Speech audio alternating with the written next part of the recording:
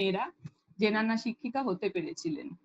তো এই ক্ষেত্রে ব্রাহ্ম সমাজ অগ্রণী ভূমিকা নিয়েছিল এবং ব্রাহ্মবন্ধু সভা, বামাবোধিনী সভার মতো যে উইংস গুলো ব্রাহ্ম সমাজের, তারা কিন্তু অন্তঃপুর স্ত্রী শিক্ষার প্রসারের পাশাপাশি অন্তঃপুর শিক্ষয়িত্রীদেরকেও কিন্তু তারা ট্রেনিং দিতে শুরু করেছিল।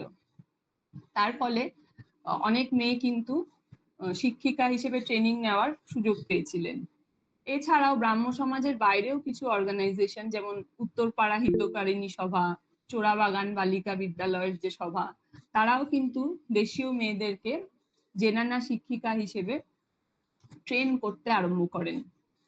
এবং মেয়েদের নিজস্ব উদ্যোগও এই ক্ষেত্রে কিন্তু খুব গুরুত্বপূর্ণ ছিল। রবীন্দ্রনাথ ঠাকুরের দিদি স্বর্ণকুমারী দেবী, তিনি সখী সমিতি নামে একটি অর্গানাইজেশন তৈরি করেছিলেন, মহিলা সমিতি তৈরি করেছিলেন, যার একটা উদ্দেশ্য ছিল কিন্তু যে গৃহশিক্ষিকা তৈরি করা, যারা বিভিন্ন বাড়িতে গিয়ে মেয়েদের, অন্তঃপুরের মেয়েদেরকে শিক্ষাদান করবে। এবং পরবর্তীকালে স্বর্ণকুমারী দেবীর মেয়ে সরলা দেবী চৌধুরানী, তিনি কিন্তু ভারতশ্রী মহামণ্ডল নামে একটি সংস্থা তৈরি করেন এবং এই ভারতশ্রী মহামণ্ডলেরও কিন্তু একটা উদ্দেশ্য ছিল যে মেয়েদেরকে জেনানা শিক্ষিকা হিসেবে তৈরি করা। তো এই যে এফার্টস গুলো বা এই যে দেশীয় সমাজের যে উদ্যোগগুলো এই সময় শুরু হয়েছিল, তার ফলেও কিন্তু বহু বাঙালি মেয়ে শিক্ষিকা হিসেবে, জেনানা শিক্ষিকা হিসেবে কাজ করবার সুযোগ পেয়েছিলেন। তাছাড়া বিংশ শতকে থেকে আমরা দেখতে পারি যে ব্রিটিশ গভর্নমেন্টও কিন্তু জেনানা এডুকেশনে বেশ আগ্রহী হয়ে উঠেছিলেন এবং ব্রিটিশ সরকার একটা ধর্মনিরপেক্ষ জেনানা মডেল, এডুকেশনের মডেল তৈরি করতে চেয়েছিলেন। তারা বহু হিন্দু এবং মুসলিম মেয়েকে কিন্তু জেনানা শিক্ষিকার পদে চাকরি দিয়েছিলেন এবং তাদের মাসিক স্যালারি ছিল 30 টাকা।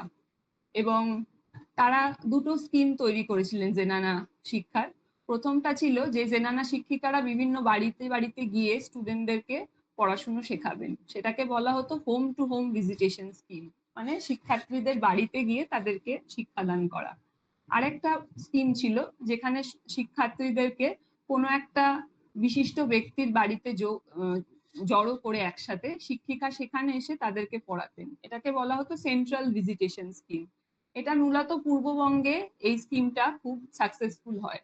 তো এইভাবে আমরা দেখতে পাই যে গভর্নমেন্টও কিন্তু জেনানা শিক্ষাদান পদ্ধতিটাকে অ্যাপ্রুভ করেছিলেন। এবং যখন মেয়েদের জন্য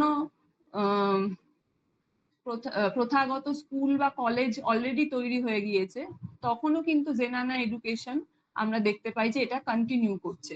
তার কারণ হচ্ছে যে সামাজিক যে চেঞ্জ বা সেটা কিন্তু খুব স্লোলি হয়, সেটা খুব দ্রুত কখনোই হয় না। সুতরাং সবার পক্ষে কিন্তু এটা মেনে নেওয়া সম্ভব হয়নি যে মেয়েদেরকে বাড়ি থেকে বের করে স্কুলে পাঠাবে। সুতরাং তাদের কাছে কিন্তু জেনানা শিক্ষার গুরুত্ব বিংশ শতাব্দীতে এসেও দাঁড়িয়েও ছিল। সুতরাং জেনানা গভর্নেন্সরা কিন্তু একটা এই সময় গুরুত্বপূর্ণ ভূমিকা পালন করেছিলেন এবং তারা অন্দর এবং বাহিরের মধ্যে একটা সর্ট অফ ব্রিজ হিসেবে কাজ করেছিলেন, যে যেসব মেয়েরা বাইরে গিয়ে পড়াশোনা শিখতে পারছে না, বাইরের জগৎকে তারা অন্দর মহলে নিয়ে এসেছিলেন। তো জেনানা শিক্ষিকাদের ভূমিকা এই জন্য এই সময় খুবই গুরুত্বপূর্ণ ছিল। আচ্ছা, এছাড়া যেটা আমি আমার থিসিসে আলোচনা করেছি, সেই সময় উচ্চশিক্ষার জগতেও কিন্তু অনেক মেয়েরা প্রবেশ করেছিলেন। বিশেষত বেথুন কলেজের ওপর যদি আমরা আলোকপাত করি, আমরা দেখতে পাই যে প্রথম যুগের অনেক শিক্ষিকাই কিন্তু বেথুন কলেজে শিক্ষিকা কিংবা অধ্যক্ষা হিসেবে যোগদান করেছিলেন। তো আমি সংক্ষেপে কিছু কথা এই বিষয়ে বলবো। প্রথমেই বলতে পারি চন্দ্রমুখী বসুর কথা। তিনি দেহরাদুনের একজন নেটিভ খ্রিস্টান পরিবারে তিনি জন্মগ্রহণ করেন। তার পিতা ভুবনমোহন বসু একজন বিখ্যাত সমাজ সংস্কারক ছিলেন এবং এই ভুবনমোহন বসু কিন্তু অরিজিনালি এরা বৈষ্ণব পরিবারের অন্তর্ভুক্ত ছিলেন, কিন্তু কলেজ জীবনে ভুবনমোহন বসু খ্রিস্ট ধর্ম গ্রহণ করেছিলেন এবং তিনি দেহরাদুনে চলে আসেন এবং চন্দ্রমুখী বসুরও কিন্তু প্রাথমিক শিক্ষা দেহরাদুনে সম্পন্ন হয়। তারপর তিনি কলকাতায় আসেন এবং কলকাতায় আসবার পর তিনি এন্ট্রান্স পরীক্ষায় বসবার চেষ্টা করেন। সেই সময় কলকাতা বিশ্ববিদ্যালয় কিন্তু মেয়েদেরকে এন্ট্রান্স পরীক্ষায় বসার অনুমতি দিত না। তার ফলে চন্দ্রমুখী বসুকে কিন্তু স্পেশাল পারমিশন নিতে হয়েছিল এন্ট্রান্স পরীক্ষায় বসবার জন্য, এবং স্পেশাল পারমিশন নিয়ে তিনি এন্ট্রান্স পরীক্ষায় পাশ করেছিলেন। কিন্তু তা সত্ত্বেও তার নাম কিন্তু লিস্ট অফ যে সাকসেসফুল ক্যান্ডিডেট তার মধ্যে প্রকাশ করা হয়নি। তাকে আলাদা করে জানানো হয়েছিল যে তিনি পাশ করেছিলেন। বহু পরে তার নাম কিন্তু ক্যালকাটা ইউনিভার্সিটির সাকসেসফুল ক্যান্ডিডেটস এর লিস্টের মধ্যে আসে। সুতরাং বহু সংগ্রাম করে চন্দ্রমুখী বসুকে এন্ট্রান্স পরীক্ষা দিতে হয়েছিল, এবং তার এন্ট্রান্স পরীক্ষায় পাশ কিন্তু অন্যান্য বাঙালি মেয়েদেরকে উচ্চশিক্ষার অন্যান্য বাঙালি মেয়েদের জন্য উচ্চশিক্ষার পথটিকে অবরুদ্ধ খুলে দিয়েছিল। তো এটা তার একটি গুরুত্বপূর্ণ কন্ট্রিবিউশন। এবং তারপর তিনি বেথুন কলেজ থেকে স্নাতক এবং স্নাতকোত্তর ডিগ্রি পাশ করে তিনি মাত্র 24 বছর বয়সে বেথুন কলেজের অধ্যক্ষা হিসেবে যোগদান করেন। তিনি ভারতবর্ষের প্রথম একটি আন্ডার গ্রাজুয়েট কলেজের দেশীয় মহিলা অধ্যক্ষা, এবং তিনি আসার পর তিনি বেথুন কলেজের অনেক উন্নতি সাধন করেন। সেই সময় বেথুন কলেজের ক্যালকাটা ইউনিভার্সিটির আন্ডারে অ্যাফিলিয়েশন ছিল না। তার আন্ডারেই প্রথম বেথুন কলেজ ক্যালকাটা ইউনিভার্সিটির আন্ডারে অ্যাফিলিয়েশন পায়। এবং তারপর দেখা যায় যে সেই সময় বেথুন কলেজের ছাত্রীদের থাকবার জন্য কোনো প্রপার হোস্টেল ছিল না। চন্দ্রমুখী বসুই কিন্তু প্রথম মেয়েদের জন্য একটি আলাদা হস্টেলের ব্যবস্থা করেন। এবং সেই সময় বেথুন কলেজে পর্যাপ্ত শিক্ষক, পর্যাপ্ত ঘর কিছুই ছিল না। বেথুন স্কুলেরই সঙ্গেই একই সাথে বেথুন কলেজের ক্লাস নেওয়া হতো। তার কারণ হচ্ছে যে ব্রিটিশ সরকার প্রেসিডেন্সির মতো ছেলেদের কলেজগুলোকে যতটা গ্রান্ট দিতেন বা যতটা অনুদান দিতেন, বেথুন কলেজকে সেই তুলনায় অনেক কম অনুদান দিতেন। চন্দ্রমুখী বসু কিন্তু এই বিষয়ে ব্রিটিশ সরকারকে অনেক লেখালেখি করেছিলেন, এবং তার এই লেখালেখির ফলে কিন্তু কিছুটা পরিবর্তন এসেছিল সরকারি নীতিতে, এবং আমরা দেখতে পাই যে বেথুন কলেজে আরো অনেক নতুন শিক্ষক নিয়োগ হয়েছিল। এই প্রসঙ্গে বলা দরকার যে তার সব থেকে বড় যেটা আমি কন্ট্রিবিউশন মনে করি উচ্চশিক্ষার দ্বার খুলে দেওয়ার পাশাপাশি, সেটা হলো যে তিনি কিন্তু অন্য মহিলাদেরকেও সেই সময় শিক্ষিকা হিসেবে সুযোগ করে দিয়েছিলেন বেথুন কলেজে। যেমন তার সময় আমরা দেখতে পাই যে অধ্যাপক কামিনী সেন, যিনি একজন বিখ্যাত কবি ছিলেন এবং বেথুন কলেজেরই ছাত্রী ছিলেন, সেই কামিনী সেন কিন্তু বেথুন কলেজে যোগদান করেছিলেন চন্দ্রমুখী বসুর সময়তেই। এবং আরো অনেক মহিলা শিক্ষিকা কিন্তু চন্দ্রমুখীর সময় এই কলেজে যোগদান করেন। সুতরাং তিনি নিজে শুধুমাত্র যে উচ্চশিক্ষিত হয়েছিলেন এবং অধ্যক্ষা হয়েছিলেন তা নয়, তিনি অপর মেয়েদেরকেও কিন্তু একটা সুযোগ করে দিয়েছিলেন এই কাজটি করার। এটি তার একটি গুরুত্বপূর্ণ কন্ট্রিবিউশন। আর একটা যেটা আমার মনে হয় যে এই মহিলা অধ্যক্ষরা তাদেরকে কিন্তু একটা দ্বিমুখী চাপ সামলাতে হয়েছিল। একদিকে ছিল পুরুষতান্ত্রিক সমাজ যা তাদের কণ্ঠস্বরকে রোধ করতে চাইতো, এবং অপরদিকে ছিল উপনিবেশিকবাদ বা কলোনিয়ালিজম। এই দুটোর মধ্যে কিন্তু তাদেরকে সবসময় সামঞ্জস্য রক্ষা করে চলতে হয়েছিল। যেমন চন্দ্রমুখী বসু অধ্যক্ষ হওয়ার সময় একটি ঘটনা ঘটে যে ইন্ডিয়ান মিরর পত্রিকার যিনি সম্পাদক শশীভূষণ দাশগুপ্ত, তিনি অভিযোগ করেন যে বেথুন কলেজের হোস্টেলের যারা মেয়েরা তারা খুব বিলাস বাসনের মধ্যে দিন কাটাচ্ছে, তারা প্রচুর দামি দামি পোশাক বা জিনিসপত্র ব্যবহার করছে, এবং পরবর্তীকালে এইসব মেয়েরা কিন্তু অল্প খরচে সংসার চালাতে সক্ষম হবে না। এবং এই চিঠির কিন্তু খুব কড়াভাবে জবাব দিয়েছিলেন চন্দ্রমুখী বোস। তিনি বলেছিলেন যে বেথুন কলেজের মেয়েদেরকে পাবলিক ওয়ার্ল্ডে বা জনসমাজে বেরোতে হয়, তাদেরকে পুরুষ শিক্ষকদের সাথেও ইন্টারঅ্যাক্ট করতে হয়, সুতরাং তাদের সাজ পোশাক সেরকম হবে সেটাই স্বাভাবিক। এবং তিনি এটাও বলেছিলেন যে হিন্দু জেনানা যেই সিস্টেমে চলে, বেথুন কলেজের হোস্টেল তো সেই সিস্টেমে চলতে পারে না। তো তিনি কিন্তু খুব স্ট্রংলি এই চিঠিটার প্রতিবাদ করেছিলেন। সুতরাং পুরুষতান্ত্রিক একটা কন্ট্রোল কিন্তু সবসময়ই এই মহিলাদেরকে ফেস করতে হয়েছিল, এবং সেটাকে তারা প্রতিরোধ করেছিলেন। এছাড়া আমরা দেখতে পাই যে ব্রিটিশ গভর্নমেন্টেরও অনেক নীতি ছিল যেগুলো খুবই বৈষম্যমূলক। যেমন চন্দ্রমুখী বসুর পূর্বসূরি মিস লিপসকোম, তাকে যা স্যালারি দেওয়া হতো, চন্দ্রমুখী বসুর স্যালারি ছিল তার অলমোস্ট হাফ। এবং এই বিষয়ে কিন্তু চন্দ্রমুখী বসু প্রচুর চিঠি পত্র লিখেছিলেন ব্রিটিশ সরকারকে। এবং আগেই আমি বলেছি যে ছেলেদের কলেজগুলোকে যেরূপ অনুদান দেওয়া হতো, বেথুন কলেজকে কিন্তু দেওয়া হতো না। সুতরাং এই বিষয়গুলিতেও কিন্তু চন্দ্রমুখী বসুকে এই বিষয়গুলি নিয়েও লড়াই করতে হয়েছিল।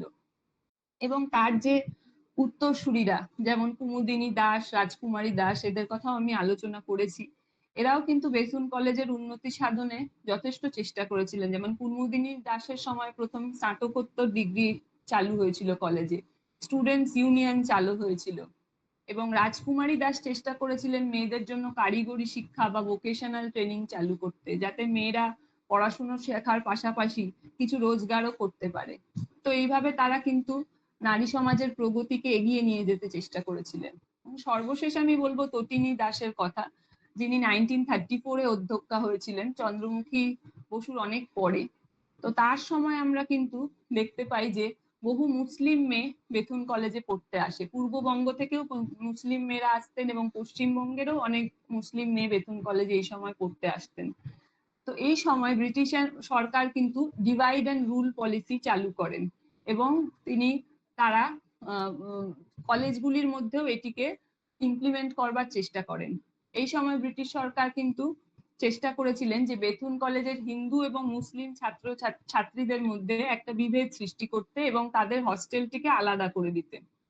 এই সময় বেথুন কলেজের হিন্দু এবং মুসলিম ছাত্রীদের মধ্যে একটি সামান্য তুচ্ছ বিষয়ে ঝগড়া হয়েছিল এবং সেই ঝগড়াটির সুযোগ নিয়ে তৎকালীন আইসিএস কিন্তু তটিনী দাসকে প্রচুর চিঠি লিখেছিলেন এবং তাকে প্রচুর প্রশ্ন করেছিলেন যে কি কারণে এই ঝগড়াটা হয়েছে, এর পিছনে কি কোনো সাম্প্রদায়িক কারণ রয়েছে। তখন তটিনী দাস খুব স্ট্রংলি ওনাকে উত্তর দিয়েছিলেন যে এর পিছনে কোনো সাম্প্রদায়িক কারণ নেই, এটা ছাত্রীদের মধ্যে একটি ছেলে মানুষই ঝগড়া হয়েছে। এবং তিনি কিন্তু কিছুতেই বেথুন কলেজের হিন্দু এবং মুসলিম ছাত্রীদের জন্য আলাদা হোস্টেল করতে দেননি ব্রিটিশ সরকারকে। এবং আরো অনেকবার আমরা এরকম ঘটনা ঘটেছে এই সময়, তার আমলে দেখতে পাই যে একটা সময় কিন্তু ব্রিটিশ গভর্নমেন্ট বেথুন কলেজে ধর্মীয় শিক্ষা দেওয়ার ব্যবস্থা প্রচলন করবার চেষ্টা করেছিল। সেটাতেও তটিনী দাস প্রতিবাদ করেছিলেন। তিনি বলেছিলেন যে তার কলেজের মেয়েদের আলাদা করে ধর্মীয় শিক্ষা দেওয়ার কিন্তু কোনো প্রয়োজন নেই।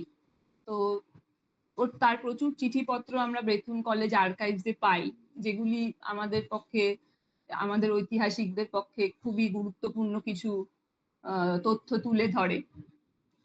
সুতরাং তটিনী দাসের প্রচেষ্টার ফলেই কিন্তু ব্রিটিশ সরকার বেথুন কলেজে কোনো কমিউনাল ডিভিশন করতে পারেননি এবং কলেজটির ধর্মনিরপেক্ষ পরিবেশ কিন্তু বজায় ছিল তার এফার্টসের ফলেই। এবং সব থেকে বড় কথা হচ্ছে যে এই সমস্ত শিক্ষিকারা কিন্তু তাদের ছাত্রীদেরকে কেবলমাত্র আদর্শ মাতা বা আদর্শ গৃহিণী হিসেবে গড়ে তুলতে চাননি, তারা কিন্তু তাদের ছাত্রীদেরকে স্বয়ংসম্পূর্ণ মানুষ হিসেবেই দেখতে চেয়েছিলেন। সেই কারণে তারা পড়াশোনার পাশাপাশি তাদেরকে খেলাধুলা, শরীরচর্চা, ডিবেট, কুইজ, ম্যাগাজিনে লেখালেখি সবকিছু করতেই উৎসাহিত করতেন।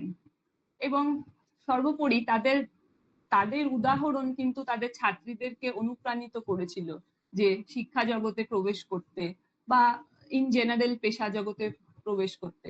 এটা কিন্তু তাদের একটা খুব বড় কন্ট্রিবিউশন। তারা যে শুধুমাত্র নিজেদের ক্ষমতায়ন ঘটিয়েছিলেন তা নয়, তারা কিন্তু ছাত্রীদের ক্ষমতায়নের পথটিকেও মসৃণ করে তুলেছিলেন। আচ্ছা, এবার আমি আমার সর্বশেষ অংশে আসবো আমার আলোচনার। সেটি হচ্ছে যে মহিলা শিক্ষিকাদের আত্মজীবনী। শিক্ষিকাদের আত্মজীবনীগুলি ইতিহাস চর্চার একটি গুরুত্বপূর্ণ দলিল। এই আত্মজীবনীগুলো থেকে আমরা শুধুমাত্র যে তাদের কর্মজীবনের কথা জানতে পারি তা নয়, সেই সময়কার এক বর্ণময় চিত্র আমাদের সামনে কিন্তু ফুটে ওঠে এবং বাস্তব এবং ডে টু ডে লাইফে শিক্ষিকারা যে সমস্যাগুলি তারা সম্মুখীন হতেন সেগুলোও কিন্তু আমরা তাদের আত্মজীবনীগুলি থেকে জানতে পারি। তো আমি এরকম কিছু আত্মজীবনীর কথা আলোচনা করেছি আমার গবেষণায়। আজকে তার মধ্যে থেকে দু তিনটি কথা আমি বলবো। প্রথমতই চলে যাই সরলা দেবী চৌধুরানীর আত্মজীবনী, খুব বিখ্যাত, জীবনের ঝরাপাতার কথায়। তো সরলা দেবী চৌধুরানী আমরা সকলেই জানি যে তিনি চরমপন্থী আন্দোলনের সঙ্গে যুক্ত ছিলেন। তিনি প্রতাপাদিত্য উৎসব চালু করেন এবং পরবর্তী জীবনে তিনি মহাত্মা গান্ধীর সঙ্গেও জাতীয়তাবাদী আন্দোলনে যুক্ত ছিলেন। কিন্তু তার জীবনের ঝরাপাতা যদি আমরা দেখি, তাহলে আমরা বুঝতে পারবো যে শিক্ষিকা হিসেবে বা শিক্ষাবিদ হিসেবেও কিন্তু তার একটা ভূমিকা ছিল। এবং জীবনের ঝরাপাতা পড়লে আমরা দেখতে পাই যে সরলা দেবী এবং তার দিদি হিরণময়ী দেবী, তারা কিন্তু খুব ছোট বয়সেই তাদের কাশিয়া বাগানের বাড়িতে মেয়েদের জন্য একটা স্কুল তৈরি করেছিলেন। এটা অফকোর্স একটা ইনফর্মাল স্কুল ছিল, কিন্তু তবুও তারা খুব অল্প বয়সেই এই স্কুলটা তৈরি করেন এবং সেখানকার সেই লোকাল মহিলাদেরকে কিন্তু তারা পড়াশুনো শেখাতেন এই স্কুলটার মাধ্যমে। এবং রবীন্দ্রনাথ ঠাকুরও এই স্কুলটিতে এসে কিন্তু অনেকবার পুরস্কার বিতরণ করেছেন। এবং হিরণময়ী দেবীর বিবাহ হয়ে যাওয়ার পরও আমরা দেখতে পাই যে সরলা দেবী কিন্তু এই স্কুলটিকে চালাচ্ছেন। এবং তারপরে আমরা দেখতে পাই ওনার আত্মজীবনীতে যে উনি সংস্কৃত নিয়ে স্নাতক ডিগ্রি অর্জন করেন। তারপর কিন্তু উনি সুদূর মাইসোরে পাড়ি দিয়েছিলেন এবং তিনি মাইসোরের মহারানী গার্লস স্কুলে শিক্ষিকা হিসেবে যোগদান করেছিলেন। তার এই ডিসিশনে কিন্তু তার পরিবারবর্গ খুব একটা খুশি ছিল না, কিন্তু তাও তিনি এই চাকরিটিতে যোগদান করেছিলেন। তবে 1 বছরের মধ্যেই তিনি কিন্তু এই চাকরিটি ছেড়ে দেন। তার কারণ হিসেবে সরলা দেবী লিখেছেন, আমি পড়ি একটু। দাদাদের সঙ্গে শিক্ষা দীক্ষায় সমান সুযোগ লাভ করে নরনারীর সমান দাবি প্রতিপন্ন করাই চাকরি করতে আসার মূল প্রেরণা ছিল না। চেতনার তলায় তলায় সেটা থাকলেও উপর উপর অতি প্রবল ভাবে শখই তার প্রধান উপাদান ছিল। তো সরলা দেবী বলছেন যে যেহেতু তিনি শখের বশবর্তী হয়ে চাকরিটি করতে এসেছিলেন, তাই তিনি বেশি দিন এই চাকরিটি করেননি এবং তিনি চাকরিটি ছেড়ে দিয়েছিলেন। কিন্তু তার অটোবায়োগ্রাফি বা আত্মজীবনীর পরবর্তী অংশটি পড়লে মনে হয় যেটি সম্পূর্ণ সত্যি নয়। তার মাইসোরে থাকাকালীন একটি অপ্রীতিকর ঘটনা তার জীবনে ঘটেছিল, যা তার ডিসিশনকে প্রভাবিত করেছিল। তো মাইসোরে আসার পর তাকে একটি সুন্দর দোতলা বাড়ি দেওয়া হয়েছিল সেখানে থাকার জন্য। সেখানে তিনি থাকতেন এবং তিনি মাইসোর গার্লস স্কুলে শিক্ষকতা করতেন এবং তার সঙ্গে একজন মাদ্রাজি পরিচারিকারাও থাকতো। এবং সরলা দেবীর বাড়ির উল্টো দিকেই একটি কন্ট্রাক্টর ও তার পুত্র থাকতো। এবং সরলা দেবী প্রথম থেকেই লক্ষ্য করেছিলেন যে ছেলেটির স্বভাব চরিত্র খুব একটা ভালো না এবং সে তার মা বাপের শাসন কিন্তু মানে না। তারপর একদিন গভীর রাত্রে ছেলেটি কিন্তু তাদের বাড়িতে প্রবেশ করবার চেষ্টা করে। সরলা দেবী তখন বাড়ির দোতলায় ছিলেন এবং তাদের মাদ্রাজি পরিচারিকাটি সিঁড়িতে শুয়েছিলেন এবং ছেলেটি সিঁড়ি দিয়ে সন্তর্পণে ওপরে ওঠার চেষ্টা করছিল। তখন মাদ্রাজি পরিচারিকা জেগে যান এবং চিৎকার চেঁচামেচি শুরু করেন। তার ফলে সরলা দেবীও জেগে গিয়েছিলেন এবং তিনি নিয়ার বাই যে পুলিশ আউটপোস্ট সেখানে খবর দেন এবং অবশেষে ছেলেটিকে পুলিশ গ্রেফতার করেছিল। তো এই ঘটনাটা কিন্তু তার মনোজগতে একটি প্রভাব ফেলেছিল এবং এটিও হয়তো তাকে চাকরি ছাড়তে বাধ্য করেছিল। তো এই ঘটনাটা থেকে আমাদের সামনে যেটা উঠে আসে যে যেসব মেয়েরা বাড়ির বাইরে চাকরি করতে যেতেন বা যারা ভ্রমণরত জেনানা গভর্নর ছিলেন, যাদেরকে এক জায়গা থেকে আরেক জায়গায় ট্রাভেল করতে হতো চাকরির জন্য, তাদের কিন্তু নিরাপদ আশ্রয় জোগাড় করা খুব একটা সহজ ব্যাপার ছিল না। কারণ সরলা দেবীর মতো উচ্চবিত্ত পরিবারের মেয়ে, এত বিখ্যাত পরিবারের মেয়ে, তারও যদি নিরাপত্তাজনিত সমস্যা হতে পারে, তাহলে সাধারণ শিক্ষিকাদের কথা আমরা সহজেই অনুমান করতে পারি। তাদের পক্ষে তো নিরাপদ বাসস্থান জোগাড় করা প্রায় দুঃসাধ্য ছিল। এবং এই সময় আমরা দেখতে পাই যে অনেক জেনানা গভর্নেসি, যেমন ফরিদপুরের জেনানা গভর্নেস, তারা বলছেন যে তাদের পক্ষে বাসস্থান জোগাড় করা একেবারেই সম্ভব হচ্ছে না। অনেকে এটাও বলছেন যে 30 টাকা স্যালারিতে একজন স্কুলের শিক্ষিকার চলে যেতে পারে, কিন্তু এই স্যালারিতে বাড়ি ভাড়া করে থেকে পড়ানো এটা কিন্তু আমাদের পক্ষে সম্ভব নয়। সুতরাং এই সমস্যাটা কিন্তু শিক্ষিকারা ফেস করতেন, যেটা সরলা দেবীর আত্মজীবনী থেকেও খুব স্পষ্ট হয়ে উঠছে। তাছাড়া আরেকটা সমস্যা যেটা সেই কালে শিক্ষিকারা ফেস করেছেন অনেকেই, সেটা হচ্ছে যে যারা বিবাহিত ছিলেন তাদের বৈবাহিক জীবন এবং কর্মজীবনের মধ্যে অনেক সময় বিরোধ সৃষ্টি হতো, যেটা সৈয়দ জুলেখা খাতুনের আত্মজীবনী ফেলে আসা কিছু কথায় আমরা তার কিছু ঝলক দেখতে পাই। এবার সেই আত্মজীবনীটির কথা একটু বলবো। সৈয়দ জুলেখা খাতুন ছিলেন বর্ধমান জেলার একজন শিক্ষিকা। তিনি বর্ধমান মিউনিসিপাল গার্লস হাই স্কুলের শিক্ষিকা ছিলেন তার যে স্মৃতিকথা, ফেলে আসা কিছু কথা, সেখান থেকে আমরা তার সম্পর্কেও জানতে পারি এবং তার মা উমারতন বিবি সম্পর্কেও কিছু কথা জানতে পারি। এটি খুবই আমাদেরকে সমৃদ্ধ করে এই লেখাটি। উমারতন বিবির যিনি পিতা ছিলেন, তিনি ছিলেন স্ত্রী শিক্ষার সমর্থক। তিনি কিন্তু তার মেয়ে উমারতন বিবিকে মেম গভর্নেসের কাছ থেকে পড়াশুনো এবং সূচিকর্ম শিখিয়েছিলেন। এবং উমারতন বিবি কিন্তু বর্ধমান এলাকার মেয়েদেরকে পড়ানো শুরু করেন এবং তিনি তাদেরকে বাংলা পড়াতেন, কোরআন পড়াতেন এবং তিনি খুব অল্প বয়সেই সেই অঞ্চলে গুরুমা হিসেবে প্রচলিত হয়েছিলেন, প্রসিদ্ধ হয়েছিলেন। এবং তার বাড়িতেই তিনি মেয়েদের একটি স্কুল করেছিলেন। পরবর্তীকালে এই স্কুলটি কিন্তু সরকার দ্বারা অনুমোদন পায় এবং উমারতন বিবিকেও প্রাথমিক শিক্ষিকার যে স্যালারি সেটা দেওয়া হতে থাকে। এইটা কিন্তু তাদের পরিবারের পক্ষে একটি আশীর্বাদ বা ব্লেসিং ছিল, কারণ উমারতনের স্বামী বা জুলেখার পিতা কিন্তু খুব অল্প বয়সেই তাদেরকে পরিত্যাগ করেছিলেন। সুতরাং তারা তাদের এই স্যালারি কিন্তু তাদেরকে তাদের জীবনের চলার পথে অনেকটাই সহায়ক হয়েছিল।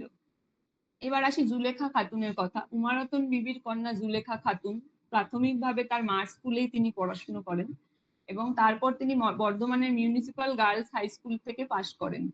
তার মার ইচ্ছা ছিল যে তাকে পরবর্তীকালে কলকাতায় পাঠাবেন লেডি ব্রেগন কলেজে পড়তে, কিন্তু সেই সময় কলকাতায় দ্বিতীয় বিশ্বযুদ্ধ শুরু হয় এবং তার ফলে তার পক্ষে লেডি ব্রেগন কলেজে আর পড়া সম্ভব হয় না এবং তিনি বর্ধমান রাজ কলেজে ভর্তি হন।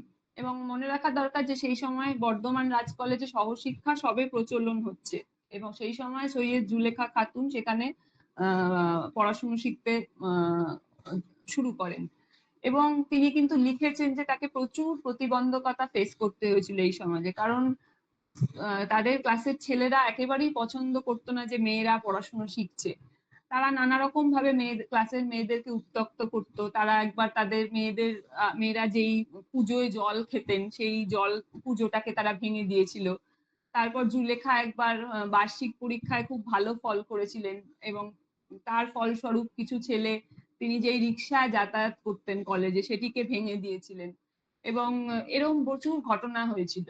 এত কিছু প্রতিবন্ধকতার মধ্যে কিন্তু তিনি কলেজের শিক্ষা সম্পন্ন করেন এবং তারপর তিনি বর্ধমানের মিউনিসিপাল গার্লস হাই স্কুলে তার নিজের স্কুলেই কিন্তু তিনি শিক্ষিকা হিসেবে যোগদান করেছিলেন এবং তার ইনিশিয়াল বেতন ছিল ৪৫ টাকা, যা পরে বেড়ে ৮০ টাকা মতো হয়েছিল এবং এই বেতন দ্বারা কিন্তু তিনি নিজের বিয়ের গয়না গড়িয়েছিলেন এবং পরবর্তীকালে কিন্তু তিনি নিজের স্বামীকেও ব্যবসায় প্রতিষ্ঠিত হতে সাহায্য করেছিলেন।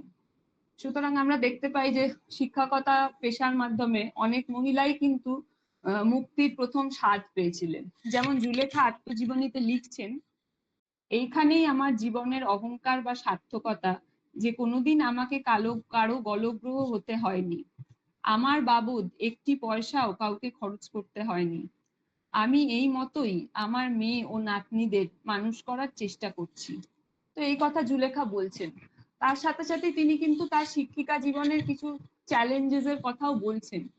যেমন ১৯৫১ সালে জুলেখার মা উমারতন বিবি মৃত্যু হয়।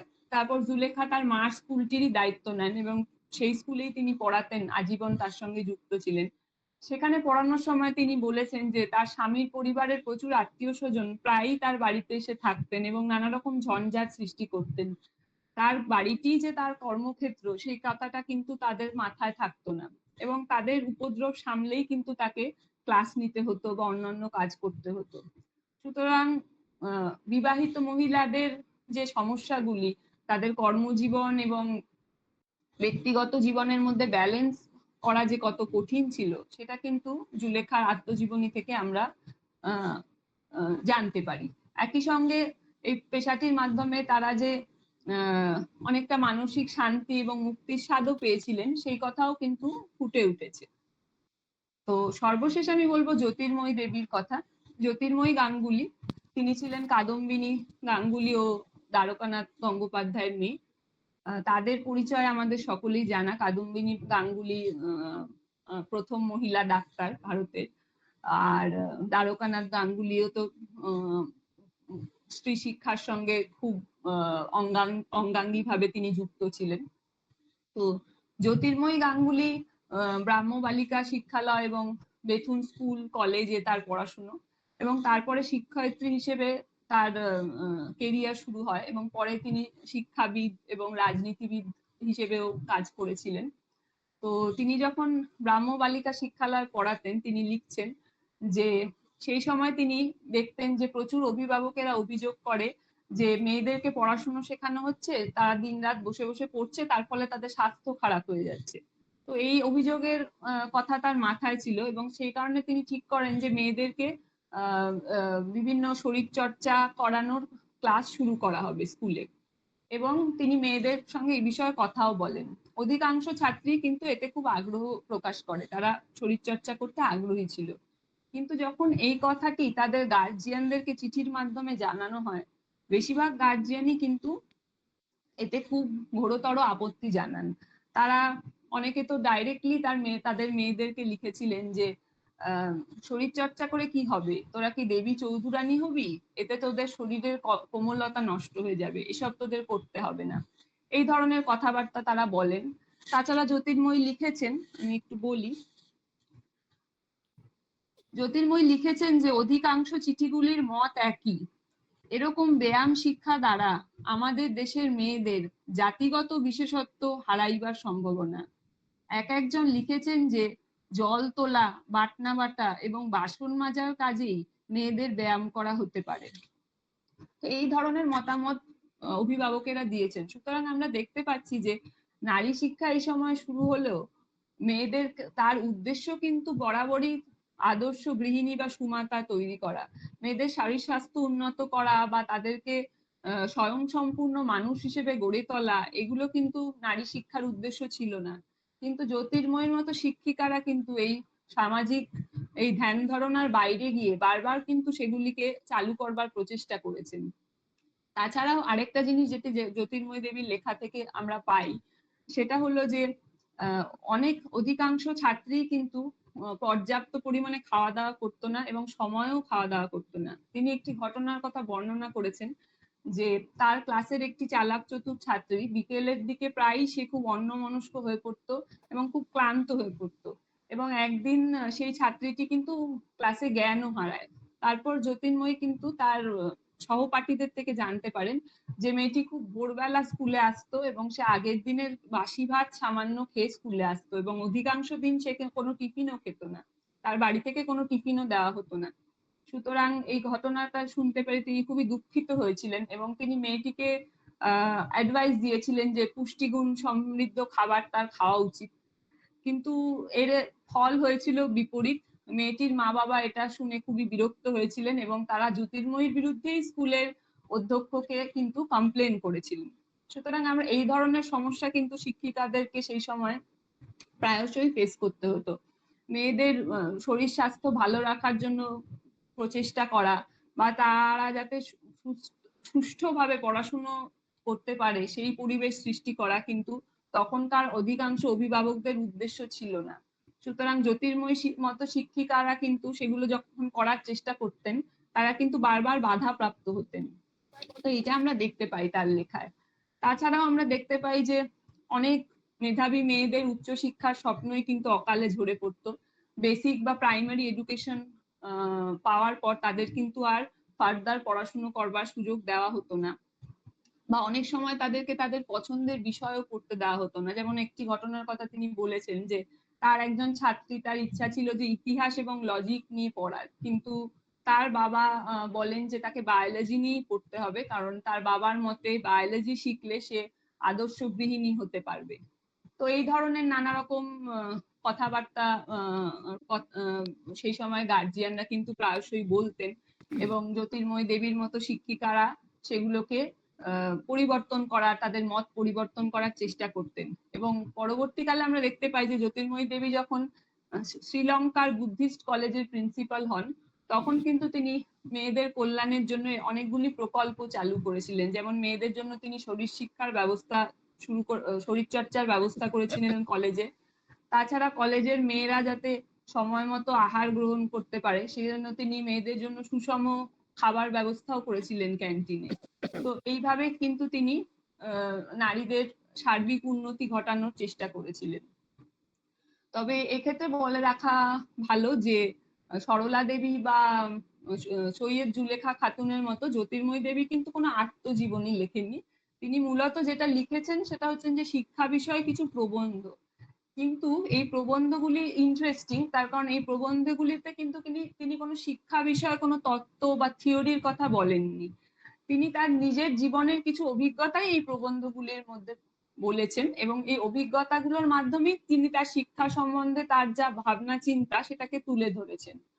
সুতরাং তার জীবনের অনেক ঘটনা ও অভিজ্ঞতার কথা কিন্তু এই প্রবন্ধগুলি থেকে আমরা জানতে পারি। যদিও এটি আত্মজীবনী নয়, কিন্তু আত্মজীবনীমূলক অনেক ফিচার্স এগুলির মধ্যে রয়েছে। তো আমি এইগুলি সোর্সগুলিকে পড়েছি এবং এখান থেকে আমার কিছু তথ্য সেই যুগের সম্পর্কে কিছু তথ্য আমি সংগ্রহ করেছি। তাহলে আমরা দেখতে পাই যে বিংশ শতকের আদি পর্বে রচিত এই আত্মজীবনীগুলি কিন্তু ইতিহাস রচনার ক্ষেত্রে খুবই গুরুত্বপূর্ণ, এবং এখান থেকে আমরা তৎকালীন নানা সমাজের একটা চিত্র এবং তৎকালীন নানা ঐতিহাসিক ঘটনা জানতে পারি। সরলা দেবীর আত্মজীবনী থেকে আমরা জানতে পারি যে যারা বিদেশে কর্মরত মেয়েরা ছিলেন তাদের কি কি সমস্যার সম্মুখীন হতে হতো। জুলেখার আত্মজীবনী থেকে আমরা বুঝতে পারি যে বিবাহিত মহিলাদের বৈবাহিক জীবন এবং চাকুরি জীবনের মধ্যে যে দ্বন্দ্বগুলি সৃষ্টি হতো সেটার একটি ঝলক আমরা পাই। জ্যোতির্ময়ী দেবীর লেখা থেকে আমরা বুঝতে পারি যে লিঙ্গ রাজনীতি বা জেন্ডার পলিটিক্স কিভাবে শিক্ষা ক্ষেত্রকে কিন্তু সর্বদাই প্রভাবিত করত, এবং শিক্ষিকারা কিভাবে এই লিঙ্গ রাজনীতির বিরুদ্ধে একে প্রতিরোধ করবার প্রায়শই চেষ্টা করতেন। কোনো কোনো ক্ষেত্রে তারা সাকসেসফুল হতেন, কোনো কোনো ক্ষেত্রে তারা সাকসেসফুল হতেন না। তো এই বিষয়গুলি আমরা জানতে পারি। তো সর্বশেষ আসবো ক্ষমতায়নের প্রসঙ্গে, যে এই পেশা গ্রহণ করার ফলে কি মহিলাদের ক্ষমতায়ন সম্ভবপর হয়েছিল? হ্যাঁ, আমার মতে সেটা সম্ভবপর হয়েছিল। অবশ্যই ক্ষমতায়ন বলতে আমি এখানে সীমিত ক্ষমতায়নের কথাই বলছি, কারণ একটা পুরুষতান্ত্রিক সমাজের কাঠামোর মধ্যে কখনোই সম্পূর্ণ ক্ষমতায়ন মেয়েদের তো সম্ভব নয়। কিন্তু তাদের মেয়েদের যে অবস্থান ছিল, তারা অন্দরমহলেই বন্দী থাকতেন, অন্দরমহলের পিঞ্জরের মধ্যে, এবং তারা নিজের জীবনের কোনো সিদ্ধান্তই নিতে পারতেন না। কিন্তু তারা যখন আস্তে আস্তে পেশা জগতে প্রবেশ করলেন, বৃহত্তর সমাজের সঙ্গে মিশতে আরম্ভ করলেন, তখন কিন্তু আমরা দেখতে পাচ্ছি যে তাদের মধ্যে এক ধরনের কনফিডেন্স আসছে। তারা নিজের সিদ্ধান্ত অনেক ক্ষেত্রেই নিজে গ্রহণ করছেন, এবং তারা কিন্তু পরবর্তী জেনারেশনের মেয়েদেরকেও অনুপ্রাণিত করছেন যে তারা সংসারের বাইরেও কিছু কাজকর্ম করুক বা ভাবনা চিন্তা করুক। এবং সবথেকে বড় কথা যে তারা কিন্তু তাদের ছাত্রীদেরকে শুধু সুগৃহিণী বা সুমাতা হিসেবে গড়ে তুলতে চাইছেন না, তারা কিন্তু তাদের ছাত্রীদেরকে স্বাধীন চেতা প্রত্যয়ী মানুষ হিসেবে গড়ে তুলতে চাইছেন। এবং সেটাই আমার মনে হয় যে ক্ষমতায়নের একটা ইন্ডেক্স।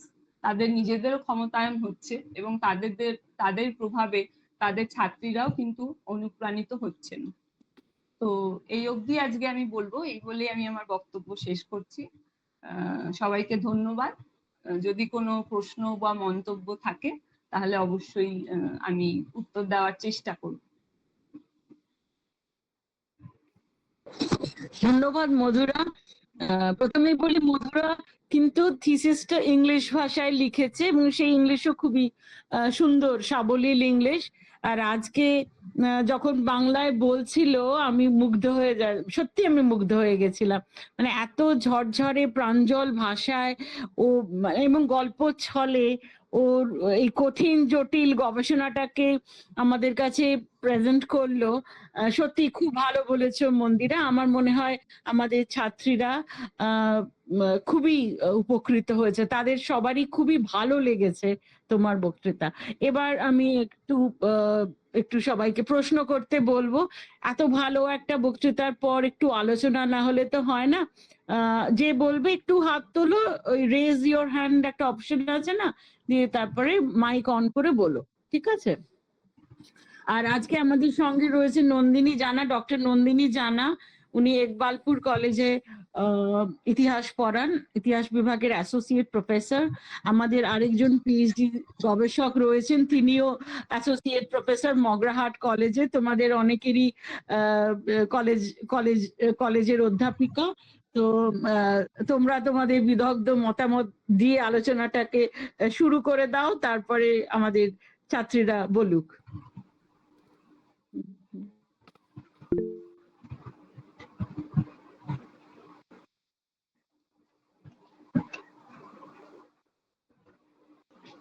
বলবো অপর্ণাদি? নন্দিনী বলছি। বলো নন্দিনী, বলো। আচ্ছা, বলো। হাত তুলতে বললে তো তাই হাত তুললাম।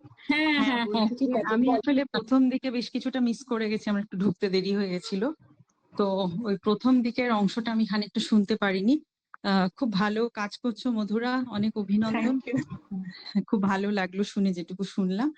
আমার খালি একটা দুটো জিনিস একটু মানে আমি জানি না, আমি নিজেও একটুখানি মহিলা শিক্ষিকা, মানে শিক্ষিকা নিয়ে একটু কাজ করছি। আমার কাজের বিষয় যদিও ব্রাহ্ম মহিলা, কিন্তু আমি পরে আর কি আমার থিসিস জমা হয়ে যাওয়ার পরে, মানে রিসেন্টলি আমি একটুখানি উইমেন টিচার্স নিয়ে একটু কাজ করছি আর কি, দেখছি এদিক ওদিক।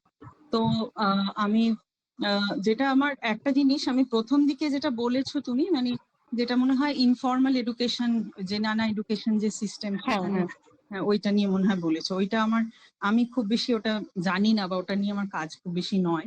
তো একটা জিনিস আমি দেখতে গিয়ে আমার একটা মনে হয়েছে, অন্তঃপুর স্ত্রী শিক্ষা স্কিম, যেটা ব্রাহ্মবন্ধু সভা পরে বামাবোধিনী সভা ওটাকে পরিচালনা করতো, ওটাতে কিন্তু আমি যতদূর দেখেছি ওখানে কিন্তু মহিলারা বাড়িতে গিয়ে পড়াতেন এরকম খুব বেশি ছিল না।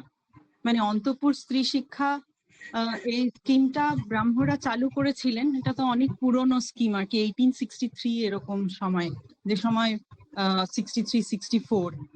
তো এটা মানে বামাবোধিনীও বেরোচ্ছে সেই সময়। এবার এখানে বোধহয় স্টাডি মেটেরিয়াল পাঠানো হতো, এবং অনেকগুলো ধাপ ছিল, মানে বোধহয় 3 বছর 4 বছর এরকম সময় পড়ার বিষয়টা ছিল।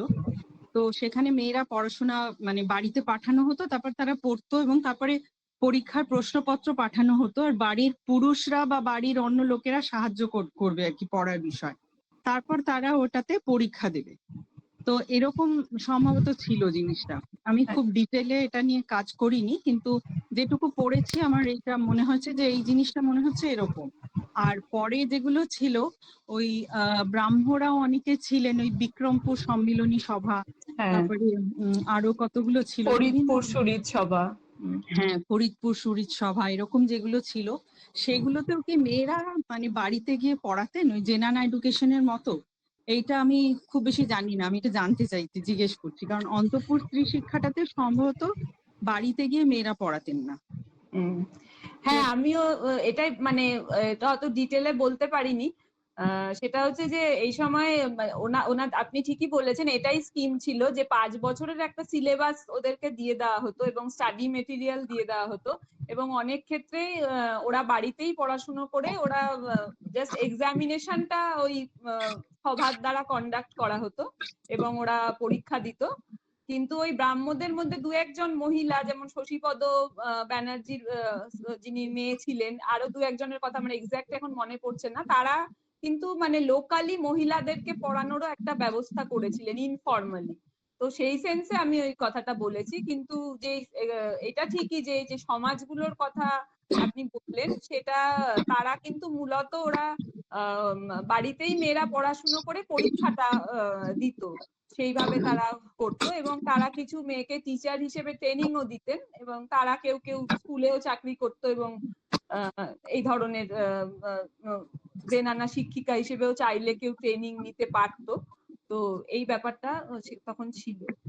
হ্যাঁ হ্যাঁ, ঠিকই বলেছো। হ্যাঁ, শশীপদ পরে যখন গভর্নমেন্ট এই মানে এটা নিয়ে নিল, গভর্নমেন্টের যখন স্কিমটা শুরু হলো, এবং তুমি যেটা বললে হোম টু হোম ভিজিটেশন আর একটা সেন্ট্রাল ভিজিটেশন স্কিম, তখন কিন্তু ওই গিয়ে পড়ানোর ব্যাপারটা শুরু হলো। বা তার আগে খ্রিস্টান মিশনারি মানে মেন গভর্নেন্সরা কিন্তু বাড়ি গিয়েই পড়াতো। এটা এই যে মানে ব্রাহ্ম সমাজের উদ্যোগে যে অন্তঃপুর স্ত্রী শিক্ষা স্কিম, সেই স্কিমে হয়তো বাড়ি গিয়ে পড়ানোর ব্যাপারটা ছিল না, সেটাই কি বলতে চাইছো? হ্যাঁ হ্যাঁ, আমি এটাই বলছি। হ্যাঁ যে ঠিক। এটার আচ্ছা মধ্যে আচ্ছা সম্ভবত ছিল না। তবে হ্যাঁ হ্যাঁ, যেটা ও বললো সেটা ঠিকই। ওই শশীপদ ব্যানার্জি তো বিধবাশ্রম বানান এবং তার আগে একটা স্কুল করার চেষ্টা করেছিলেন। তো ওদের একটা স্কিম ছিল, ওরা কিন্তু ওই বাড়িতে গিয়ে পড়াতো। এটা ঠিকই বলেছো তুমি। হুম। সেটা সেটা শশীপদ ব্যানার্জিদের নিজেদের উদ্যোগেই ওটা। নিজেদের উদ্যোগ, হ্যাঁ হ্যাঁ হ্যাঁ সেটাই। হ্যাঁ, থ্যাংক এইটা ইউ, ঠিকই। হ্যাঁ এটা ক্লিয়ার হয়ে গেল ব্যাপারটা। না না, ক্লিয়ার কি আছে।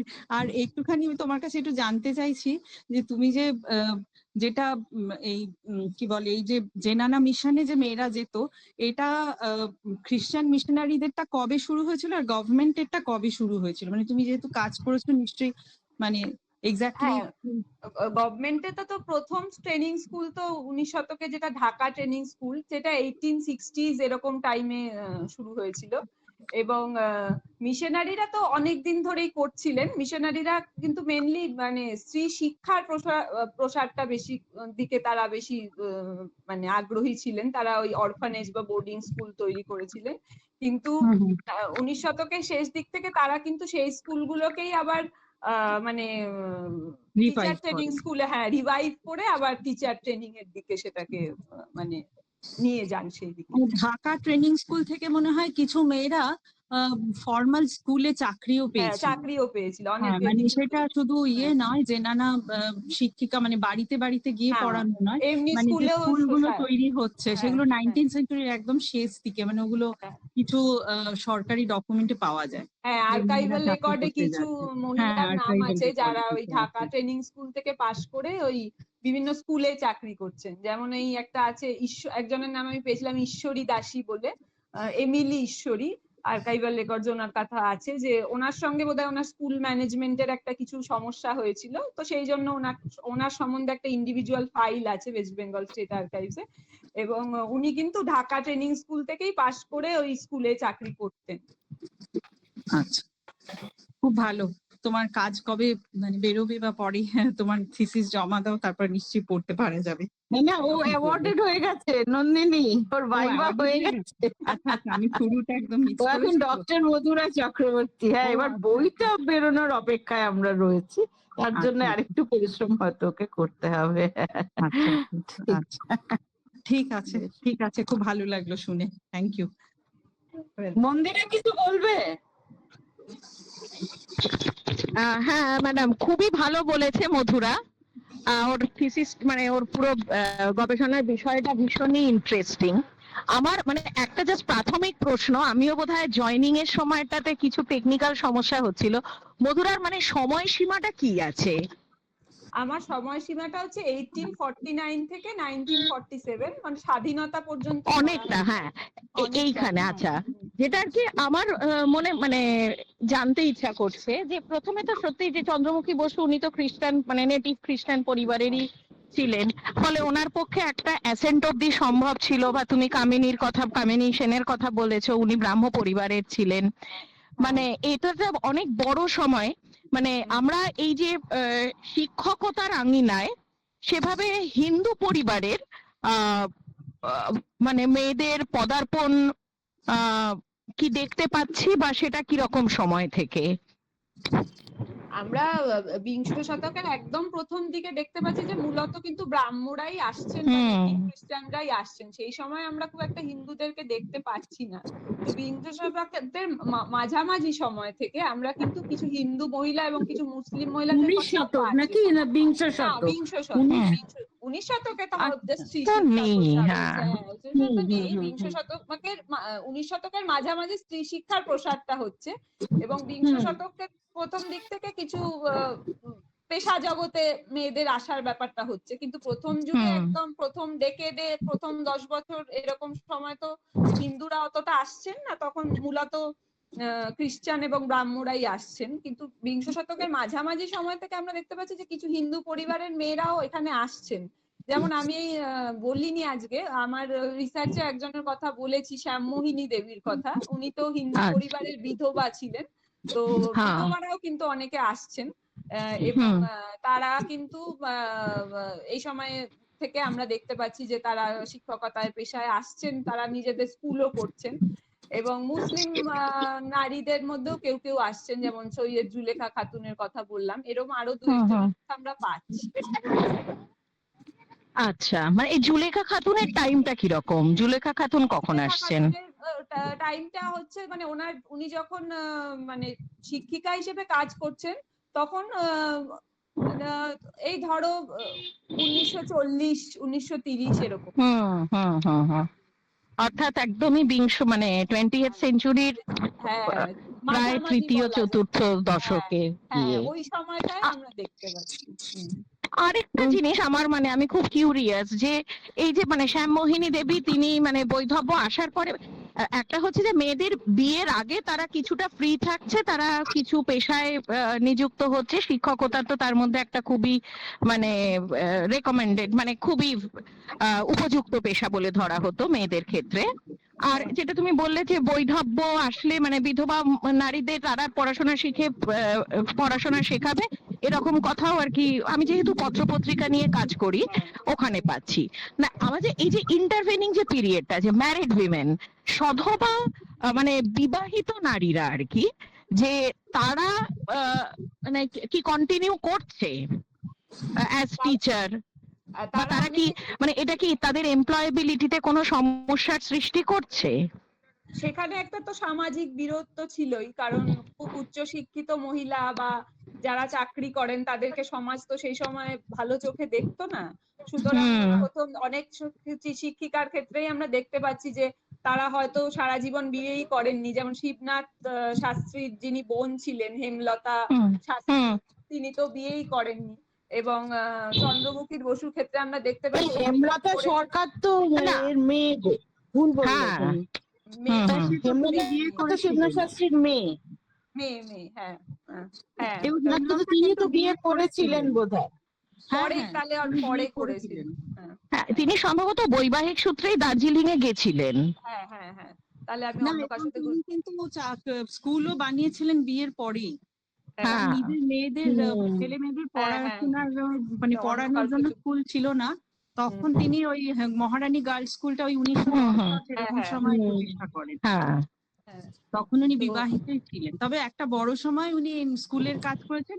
ওর স্বামী বোধহয় মারা গেছিল, তারপরেও আর সেটা করেছিলেন।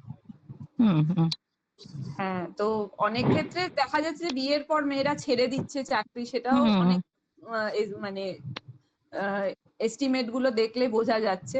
কিন্তু কিছু কিছু মেয়েরা আসছেন, বিশেষত যাদের পরিবারে একটা শিক্ষকতার ট্র্যাডিশন আছে বা তাদের প্রগ্রেসিভ সেরকম পরিবারের মেয়েরা আসছেন, কিন্তু অনেকেই কিন্তু উইডো বা বিয়ে করেননি, বা চন্দ্রমুখী বসুর মতো অনেক শেষ জীবনের দিকে গিয়ে বিয়ে করেছেন, এরকম মহিলারাই বেশি। ঠিকই, থ্যাংক ইউ। আর আমার কিছু বলার নেই, খুব ভালো লেগেছে। আচ্ছা, জুলেখা খাতুনই কি সৈয়দ তানভীর নাসরিনের দিদিমা? হ্যাঁ, উনি সৈয়দ তানভীর নাসরিনের দিদিমা। আচ্ছা, ওকে। এবার আমাদের মেয়েদের বলি, মেয়েরা তোমরা প্রশ্ন করো। হ্যাঁ বলো, কে কি বলছো? বলছি প্রীতিলতা ওয়াদ্দেদারও চাকরি করতেন স্কুলে, যখন ওই 1930-এর দশকেই ওই খাস্তগির স্কুলে উনি পড়াতেন। হ্যাঁ, এরকম আরো মানে ছিল ওই সময়টা। এবং প্রীতিলতা তো ব্রাহ্ম ছিলেন না, তো এরকমও ছিল আর মানে এরকম আমার মনে পড়লো, এটা তাই বললাম। বীণা দাসও করতেন। বীণা দাসও শান্তিসুধা ঘোষ বোধহয় একটা কলেজে পড়াতেন, তাই না? শান্তিসুধা ঘোষ ঘোষ কি বিয়ে করেছিলেন? তিনি বিয়ে করেননি মনে হয় শান্তিসুধা ঘোষ। তিনি বোধহয় হুগলি বা কোথাও একটা কোনো কলেজে পড়াতেন, মানে বিপ্লবী শান্তিসুধা ঘোষ। অনেকে বিয়ে করেনি কিন্তু মানে এরকম আছে, মানে একটা বিবাহিত জীবনের সঙ্গে চাকরি জীবন সামলানো বোধহয় কেউই খুব একটা করে উঠতে পারেননি, মানে একসঙ্গে দুটো সমান সফল। তিনি হলেন ওই তটিনী গুপ্ত, তিনি কিন্তু অনেক কিছু করেছিলেন, মানে তো ওনার ইয়েটা দেখলে বোঝা যায়। উনি তো খুব ডাকসাইটে ছাত্রীও ছিলেন, তারপরে উনি প্রিন্সিপাল, এবং তখন মানে খুব হ্যাপি ম্যারিড লাইফ আর কি, মানে সেইভাবে যেটুকু যা পাওয়া যায় সেটা উনি করেছিলেন। আর একজন একদম প্রথম যুগের শিক্ষিকা আমি দেখেছিলাম, এটা হচ্ছে বরিশালের মনোরমা মজুমদার। মনোরমা মজুমদারও কিন্তু উনি একদম 19th সেঞ্চুরির এক্স্যাক্টলি, এখনই আমার ঠিক মনে পড়ছে না, 1880-র দশক হবে। তখন উনি ওনার পরিবারের প্রয়োজনেই চাকরি করতে যেতে হয়েছিল, এবং ওনার স্বামীও তো গিরিশচন্দ্র মজুমদার ব্রাহ্ম প্রচারক ছিলেন, উনিও স্কুলে পড়াতেন একটা সময়। তো উনিও খুব মানে সাহায্য করতেন স্ত্রীকে চাকরি করার ব্যাপারে। মনোরমার লেখা পাওয়া যায় না, গিরিশচন্দ্র মজুমদারের একটা জীবনী পাওয়া যায়, তার মধ্যে আছে আর কি। তো উনি কিন্তু চাকরি করেছিলেন এবং পরে ওই ঢাকা ইডেন স্কুলের একদম প্রথম যুগের শিক্ষিকা আর কি। এবং তারপরে উনি রিটায়ার করেন ওই 1907 এরকম সময়ে, সরকারি চাকরি করেছিলেন। বেশ, খুব ভালো। মধুরা, এইসব তথ্যগুলো তুমি একটু নোট করে নাও, কারণ তোমাকে তো ইভেন্চুয়ালি তোমার থিসিসটাকে বইয়ে ট্রান্সফর্ম করতে হবে।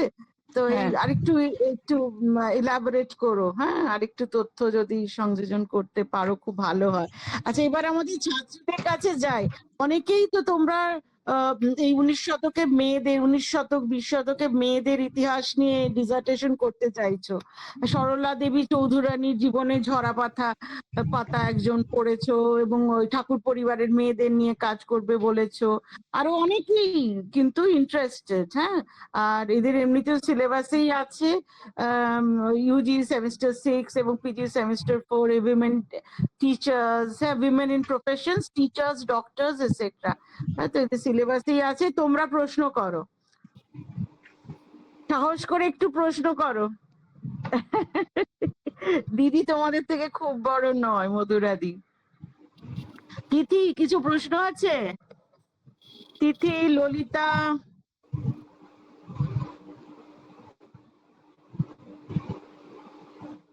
ইতিশা, কিছু প্রশ্ন আছে? এই করো করো, তোমরা প্রশ্ন করো, তোমাদের চুপ করে থাকলে চলবে না।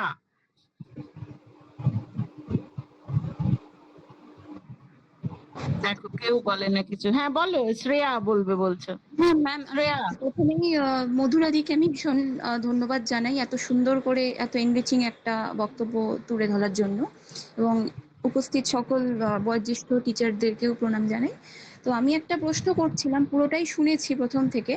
সেটা হচ্ছে, দিদি যেরকম ফিয়ার সাইকোসিসের কথাটা বলছিলেন, ভয়ের কথাটা বলছিলেন, তো সেখানে মানে খ্রিস্ট ধর্মের যারা মিশনারি মহিলা তাদের কাছ থেকে কনভার্টেড হয়ে যাওয়ার যে ভয়টা কাজ করছিল, বা বৈষ্ণবীদের চরিত্র নিয়ে যে একটা ভয় কাজ করছিল বাড়ির মেয়েদেরকে তাদের কাছে পড়ানো হবে কিনা, তো সেই একইভাবে কি যারা একটু হিন্দু বনেদি পরিবারের মানুষজনের মধ্যে কি এই ভয়টা কোনোভাবে কাজ করেছিল, যে ব্রাহ্ম মহিলাদের কাছ থেকেও তাদের মধ্যে একটা কোনো কনভার্সন হতে পারে, ধর্মান্তরিত হতে পারে? কারণ আমরা সেই সময় অনেক লেখাতে, উপন্যাসে আমরা দেখেছি যে হিন্দু এবং ব্রাহ্মদের মধ্যে একটা সামাজিক দূরত্ব রয়েছে, মানে যেহেতু ওরা অনেকটা বেশি প্রোগ্রেসিভ ছিলেন ব্রাহ্মরা, সেই জন্য। তো এই বিষয়টা একটু জানতে ইচ্ছা করছে। আমার যতদূর মনে হয় সেই রকম ভয় আমি অন্তত কিছু দেখতে পাইনি, কারণ ব্রাহ্মরা একটা হিন্দু ধর্মের মধ্যেই কিন্তু তারা একটা রিফর্মিস্ট সেকশন। মানে ব্রাহ্মরা যদিও পরবর্তীকালে কেউ কেউ ক্লেম করেছেন যে তাদের আলাদা ধর্ম, কিন্তু প্রথম দিকে অন্তত ব্রাহ্মরা হিন্দু ধর্মের একটা পার্টই নিজেকে মনে করতেন। হিন্দু ধর্মকে তারা আরেকটু সংস্কার করে আরেকটু প্রগ্রেসিভ করেছিলেন, কিন্তু সেখানে তারা অন্য ধর্মের যে সেটা তো তারা ছিলেন না। সুতরাং সেই ফিয়ার সাইকোসিসটা ব্রাহ্মদের ক্ষেত্রে আমি অন্তত পাইনি। এবার ম্যাডামরা যদি কিছু বলেন এটা, তাহলে আমার কিন্তু একটা গল্প উপন্যাসে কিন্তু কিছুটা পাচ্ছি। সীতা দেবীর ওই যে উপন্যাসটা, যেখানে বর্মায় গভর্নেস হয়ে যাচ্ছে, তুমিও পড়েছো নিশ্চয়ই সেই উপন্যাসটা, ঠিক নাম মনে করতে পারছি না। হ্যাঁ, সোনার খাঁচা না অন্য কিছু একটা। তো সেখানেও কিন্তু মানে একটা হিন্দু রক্ষণশীল হিন্দু পরিবারে মেয়েটি যাচ্ছে, এবং ব্রাহ্ম বলে ওকে নানা কথা শুনতে হচ্ছে, কিন্তু অ্যাট দ্য সেম টাইম বাড়ির মেয়েদের সঙ্গে তার একটা সখ্য তৈরি হয়ে যাচ্ছে, একটা ভাব ভালোবাসার সম্পর্ক, কিন্তু কিছুটা সামাজিক দূরত্ব কিন্তু থাকছে, কারণ খাওয়া দাওয়ায় ওই ছোঁয়াছুঁয়ির ব্যাপার ট্যাপার ইত্যাদি এগুলো কিন্তু থাকছে।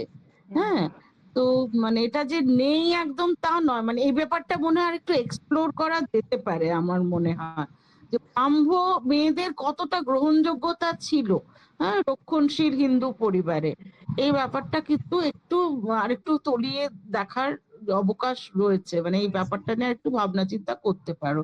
শ্রেয়া একটা খুবই পার্টিনেন্ট পয়েন্ট তুলেছে, রেজ করেছে। Thank you ma'am, thank you মধুরাদি। হুম, হুম। বিদিশা, তুমি ব্রাহ্মবাদ কিছু জানতে চাও মধুরার কাছে, মধুরাদির কাছে? তুমি তো ম্যাম, আমি বলতে চাইছি হ্যাঁ, যে ম্যাম, মধুরা ম্যামের কাছে যে ম্যাম আমাদের সামনে তুলে ধরলেন যে অন্তঃপুর শিক্ষা সরলা দেবী এবং স্বর্ণকুমারী দেবীর বিষয়টিকে কেন্দ্র করে, তো সেই সময় অন্তঃপুর শিক্ষার কোনো নির্দিষ্ট বিষয় ছিল, মানে তাদের কি রকম ধরনের পড়াশোনাটা শেখানো হতো ওই অন্তঃপুর শিক্ষা কেন্দ্র থেকে? হ্যাঁ, অন্তঃপুর-শিক্ষায় নির্দিষ্ট বিষয় তো অবশ্যই ছিল, এবং তোমরা যদি বিনয়ভূষণ রায়ের অন্তঃপুর স্ত্রী শিক্ষা বইটি পড়ো, খুব ভালো একটি বই, এবং ওটা খুব ইজিলি অ্যাভেলেবেল, ম্যামের কাছেও আছেন, তাহলে তোমরা দেখতে পাবে যে সেই সময় অন্তঃপুর স্ত্রী শিক্ষার কি কি বিষয় ছিল সেগুলো ব্রাহ্মদের বিভিন্ন নিউজ পেপারে, বামাবোধিনী পত্রিকায়, সেগুলো বা গভর্নমেন্ট যখন অন্তঃপুর স্ত্রী শিক্ষা চালু করছেন তখন কি কি বিষয় তাদের পড়ানো হবে সেগুলো তারা খুব ডিটেলে উনি আলোচনা করেছেন। এবং 5 বছরের সাধারণত এই অন্তঃপুর স্ত্রী শিক্ষা স্কিমটা থাকতো, যে প্রথম বছরে হয়তো বেসিক লেখাপড়া, গ্রামার, অঙ্ক শেখানো হবে, চারুপাঠ, শুভঙ্করী অঙ্কের জন্য। সেকেন্ড ইয়ারে আরেকটু অ্যাডভান্সড কিছু পড়াশুনো শেখানো হবে।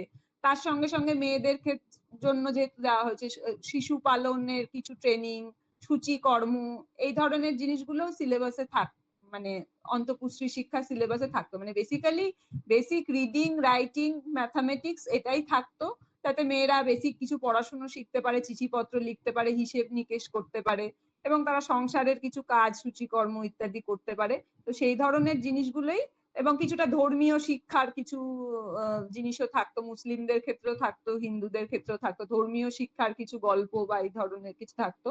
তো এই ধরনের জিনিসগুলো কিন্তু ওদের সিলেবাসে থাকতো। তুমি যদি ওই বইটা দেখো, অন্তঃপুর স্ত্রী শিক্ষা, তুমি ইয়ারলি যে কি কি সাবজেক্ট জেনারেল এডুকেশনে পড়ানো হতো সেটা তুমি জানতে পারবে আরো ডিটেলে। Thank you ma'am. এটা আমার কাছে আছে, নিশ্চয়ই আমি তোমাদের দেব। ঠিক ঠিক। আচ্ছা, মধুরা আরেকটু ইলাবোরেট করো তো, এই যে মেয়েরা যারা চাকরি করতে যাচ্ছে, তুমি তো সরলা দেবীর ওই যে সেক্সুয়াল হ্যারাসমেন্টের যে ঘটনাটার কথা বললে, এছাড়া আর কি কোনো এরকম এক্সপ্লিসিট একটা মানে ডেসক্রিপশন অফ সেক্সুয়াল হ্যারাসমেন্ট, বা মানে একটা খুব খুব খোলামেলা ভাবে এটা নিয়ে আলোচনা, মানে হৈমবতী সেনের একটা অভিজ্ঞতার কথা আমরা পাচ্ছি। হৈমবতী সেন যখন একজন বোধহয় রানীর বাড়িতে মানে গভর্নেন্স হয়ে যাচ্ছে, তো তার স্বামী ওই কুপ্রস্তাব দিচ্ছে, ও কিভাবে পালিয়ে আসছে সেসব লিখেছে। এছাড়া সাধারণভাবে এইসব উইমেন টিচার্সরা বা পরবর্তীকালে যারা ধরো গভর্নমেন্টের দ্বারা রিক্রুটেড হয়ে ওই বাড়ি বাড়ি গিয়ে পড়াচ্ছে, বা ধরো বেশ বাড়ি থেকে দূরে পোস্টিং যাদের হচ্ছে, বাড়ি ভাড়া করে থাকতে হচ্ছে, মানে এই সেক্সুয়াল হ্যারাসমেন্টের এক্সপিরিয়েন্স কি তারা কেউ লিখে গেছে, লিপিবদ্ধ করে গেছে? না, অ্যাকচুয়ালি এগুলোর ব্যাপারে তো তখন লোকজন, সমাজের লোকেরা খুব একটা ওপেন ছিলেন না। সরলা দেবী লিখেছেন, কিন্তু সাধারণত আমি কারোর কাছ থেকে খুব একটা পাইনি। তো নিশ্চয়ই এরকম ধরনের ঘটনা প্রচুরই ঘটেছে, কারণ এটাই স্বাভাবিক। কিন্তু ডাক্তারি পেশায় যতটা, সেই তুলনায় একটু কম ছিল, কারণ ডাক্তারি পেশাটা যেহেতু সেক্স সেগ্রিগেটেড ওয়ার্ল্ডের নয়, এবং তাদেরকে ছেলেদের সাথে ইন্টারঅ্যাক্ট করতেই হতো, সুতরাং ডাক্তারি পেশার অনেক মেয়েদের, হৈমবতী সেন ছাড়াও আরো কিছু মেয়েদের এতেও আমি পেয়েছি, যে কোনো মহিলা ডাক্তার কোনো গ্রামে গেছেন, সেখানে গিয়ে তাকে বলা হয়েছে যে জমিদারকে বাড়িতে যেতে হবে তাকে চিকিৎসা করতে, জমিদারের স্ত্রীকে বা কাউকে, কিন্তু তারপর তিনি সেখানে গেছেন, তো সেখানে তিনি সেক্সুয়াল হ্যারাসমেন্ট ফেস করেছেন। সুতরাং ডাক্তাররা অনেকে লিখেছেন, এবং টিচাররা হয়তো কম্পারিটিভলি কিছুটা প্রোটেক্টেড ছিলেন, কারণ তারা অনেকেই মেয়েদের স্কুল, কলেজ এসব ধরনের ইনস্টিটিউশনে যারা পড়াতেন তারা প্রোটেক্টেড ছিলেন। কিন্তু আবার যাদেরকে বিভিন্ন জায়গায় গিয়ে পড়াতে হতো, বা যারা সেক্স সেগ্রিগেটেড ইনস্টিটিউশনসে পড়াতেন না, তারা নিশ্চয়ই ফেস করেছেন। কিন্তু তারা এই বিষয়ে সবাই যেহেতু খুব একটা ওপেন ছিলেন না, সেই কারণে আমি খুব বেশি রেফারেন্স এটার কিছু পাইনি। এবং বেথুন কলেজের শিক্ষিকারা তো প্রায় নিজেদের সম্পর্কে সেরকম কিছু লিখেই যাননি। তো তাদের যে অফিসিয়াল চিঠিপত্র বা ছাত্রীদের যা মেমোয়ার, সেগুলো থেকেই আমরা তাদের ব্যাপারে মানে আমরা রিকনস্ট্রাক্ট করার চেষ্টা করি, তারা নিজেরা কিছু লিখে যাননি। সুতরাং সেটা একটা ল্যাকুনা রয়েছে, এই টপিকটা রিকনস্ট্রাক্ট করতে গিয়ে, যেহেতু নিজস্ব লেখাপত্র একটু কমই রয়েছে, তো সেটা একটা সমস্যা এই টপিকটায় রয়েছে। ঠিক। যদি ভবিষ্যতে আমি পাই তাহলে আমি হ্যাঁ, এটা একটু এক্সপ্লোর করবো। করুন। হ্যাঁ, হ্যাঁ, কারণ একদমই একটা নতুন বিষয় নিয়ে, মানে অচর্চিত বিষয় নিয়ে তো তুমি গবেষণা করেছো। সেভাবে আলোকপাত আগে করা হয়নি। অন্তঃপুষ্টি শিক্ষা নিয়ে হয়েছে, কিন্তু মানে women teachers as a category, হ্যাঁ, মানে এই জীবিকা মেয়েরা মানে গ্রহণ করছে এবং নানা ধরনের সমস্যার মোকাবিলা তারা করছে, মানে এই ব্যাপারটা আলাদা করে সেভাবে অ্যাড্রেসড হয়নি।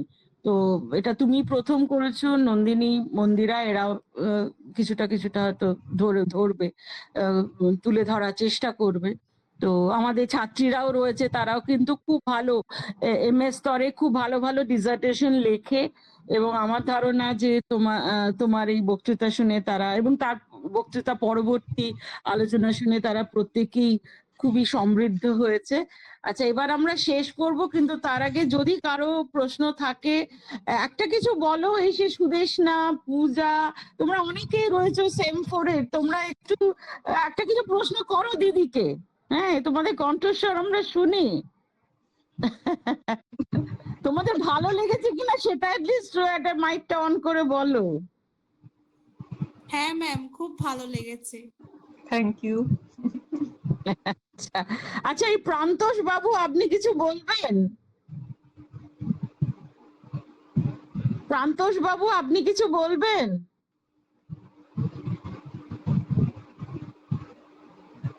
আপনি যদি কিছু বলতে চান আপনি মাইকটা অন করে বলুন।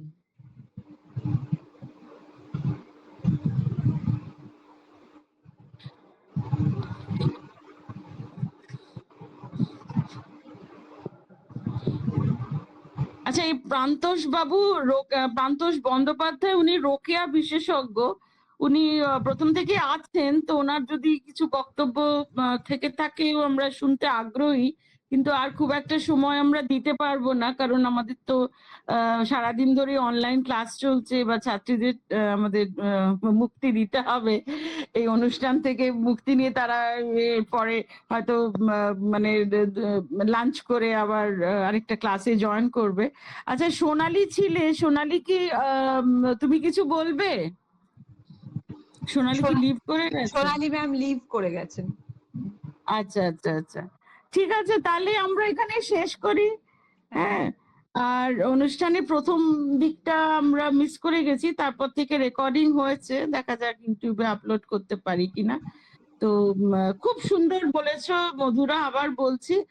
আর আজকে যে বিভিন্ন পয়েন্ট তুলে ধরা হলো, যে বিভিন্ন মানে প্রশ্ন তোমাকে করা হলো, তো তো হ্যাঁ, নন্দিনী জানা বলছে যে ঠিক আছে, খুবই ভালো, থ্যাংক ইউ নন্দিনী, সবসময় তুমি পাশে আছো।